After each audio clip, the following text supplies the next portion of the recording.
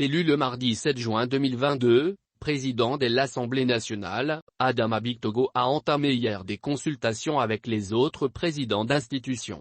Après le vice-président le mercredi après-midi, le successeur d'Amadou Soumaoro a eu une rencontre avec le président du Sénat, la grande chancelière, le Premier ministre. La rencontre entre Adama Bictogo et Jano Ahoussou-Kouadio, président du Sénat, s'est tenue à la salle rouge de l'Assemblée nationale.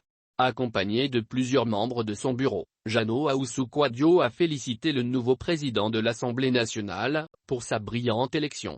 Il a salué l'esprit républicain des députés qui, malgré leurs différences politiques, ont porté leur choix sur le candidat du RHDP.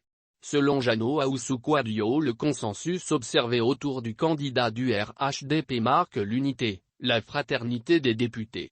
Cliquez pour agrandir l'image. Ce consensus est symbolique de l'état d'esprit qui doit prévaloir en chacun de nous afin de garantir à notre pays la paix et la cohésion après les épisodes douloureux de notre pays.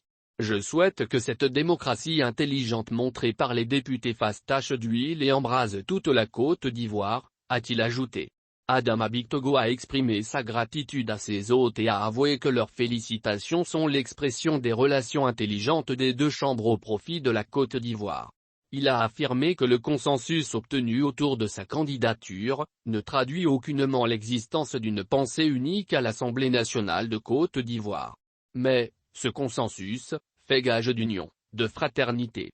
Il fait gage, surtout, de la volonté affichée de tous les députés à répondre aux exigences de paix et de développement des populations, cela, par l'expression des divergences de points de vue dans un climat apaisé, a ajouté Adama Bictogo. Le président de l'Assemblée nationale a annoncé que les deux chambres du Parlement ont décidé de mettre en place un calendrier de rencontres formelles tous les 4 mois pour analyser les grands dossiers de l'État. Le nouveau patron de l'Assemblée nationale a échangé ensuite avec la grande chancelière et le Premier ministre. À la grande chancellerie, Adama Bictogo a présenté à Henriette Diabaté ses civilités comme le commandent les usages protocolaires et institutionnels. Nous sommes venus pour dire à Madame la grande chancelière que cette Assemblée nationale qui vient de m'élire est une institution qui se caractérise par des valeurs fortes comme le consensus et l'union. Elle est la force motrice d'une Côte d'Ivoire dont la cohésion doit être renforcée, d'un pays rassemblé et surtout fraternel. Il ne s'agit nullement de remettre en cause, ni la pluralité d'opinions, ni les débats contradictoires, a souligné le président de l'Assemblée nationale.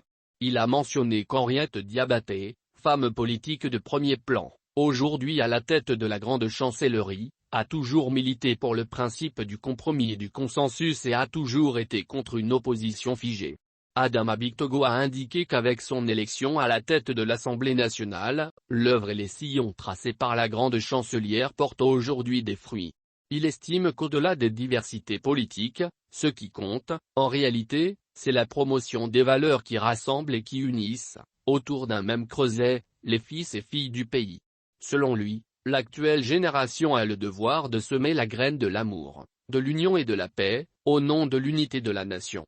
Par ailleurs, le président de l'Assemblée nationale a présenté ses civilités au Premier ministre, Patrick Achi, à la primature.